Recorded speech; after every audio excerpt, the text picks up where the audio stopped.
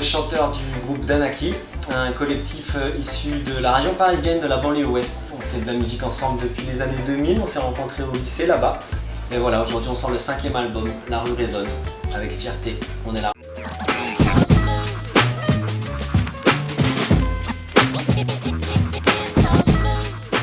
C'est le 5e album, effectivement, donc La rue résonne parce qu'il sort en 2016 dans un contexte social, on va dire tendu, ou en tout cas dans un contexte d'actualité où on a vu les gens sortir, on a vu les gens manifester un mécontentement, on a vu les gens, une grande part de la population prendre conscience de certaines choses en même temps, on a vu un élan, un mouvement d'unité se créer, ce qui est une chose assez rare.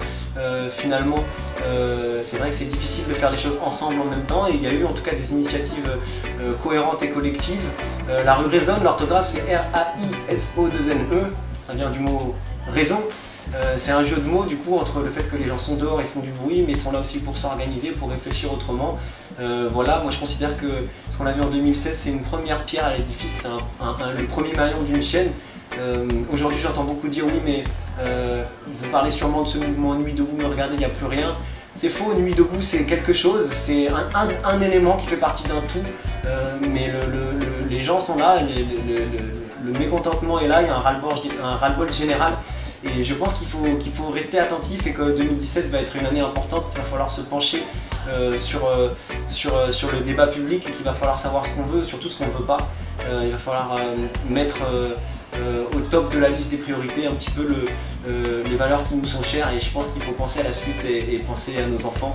Et du coup, bon, cet album, la colonne vertébrale de cet album, c'est cette réflexion sociale, mais bien sûr la musique dépasse ce strict noyau de réflexion. Elle est là pour chanter plein de choses, elle est là pour chanter l'amour, elle est là pour chanter aussi la vie, elle est là pour chanter voilà, la suite des choses, quoi, les enfants qu'on a, les enfants qu'on voit grandir autour de nous, elle est là pour chanter la nostalgie, pour dépeindre tout un tas d'émotions. Donc je considère cet album comme un tableau et voilà, je vous invite à en découvrir les couleurs.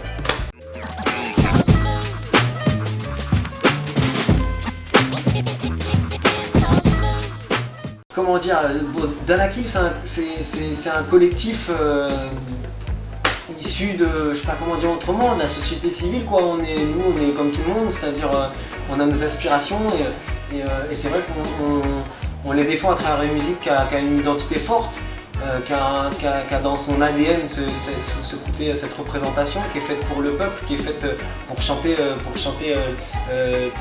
on va dire les minorités ou en tout cas les gens historiquement. C'est une chanson qui est née dans la douleur, qui est née dans l'oppression et du coup qui a pour but de porter des valeurs.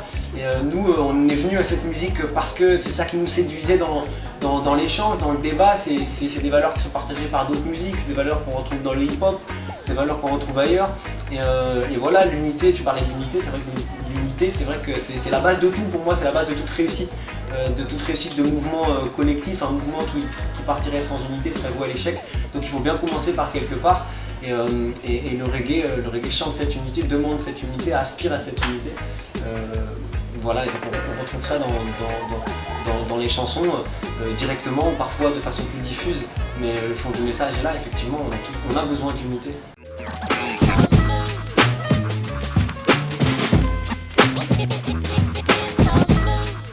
C'est une question que tout artiste se pose à chaque fois qu'on sort un nouvel album. On est dans cette quête en fait essentielle de chercher ce qui fait que les gens sont venus à toi. Il faut pas les perdre, il faut qu'ils te reconnaissent, mais en même temps il faut aussi que tu leur apportes autre chose. Il faut évoluer, il faut chercher d'autres thématiques ou en tout cas d'autres façons de parler des choses. Moi je considère que chaque album correspond à une tranche de vie, qu'il faut simplement se laisser aller et dire ce qu'on a sur le cœur et les dire tels qu'on les ressent, et on ne ressent pas les choses de la même façon à 18, à 20, à 25 ou à 30 ans. Donc tout simplement, c'est comme je disais tout à l'heure, c'est un tableau et cet album c'est les 2 années qu'on a passées là, c'est ce qu'on a vécu, dans quel contexte, est-ce que quoi, on est passé par telle émotion, par tel état, et voilà, on en a retranscrit des chansons et j'espère qu'on a réussi à trouver cet équilibre entre ce qui nous a fait connaître et ce qui a fait que les gens sont venus à nous et sont venus au concert depuis toutes ces années et puis en même temps leur apporter cette modernité, cette petite touche en plus qu'on a cherché dans la production et aussi dans les sonorités textuelles, dans différents aspects de l'album. Donc bah, c'est ce qu'on verra, ce que vous nous direz après les concerts quand on se retrouvera à la table pour discuter, pour échanger autour du disque.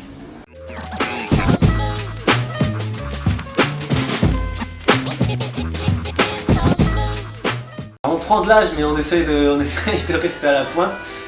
Ça évolue vite, mais on est là, on est présent sur tous les réseaux. Vous nous trouvez sur tous les réseaux sociaux. D'ailleurs, il y a un site internet, il y a le label Paco Records, il y a tous les Facebook, Instagram, Twitter et compagnie.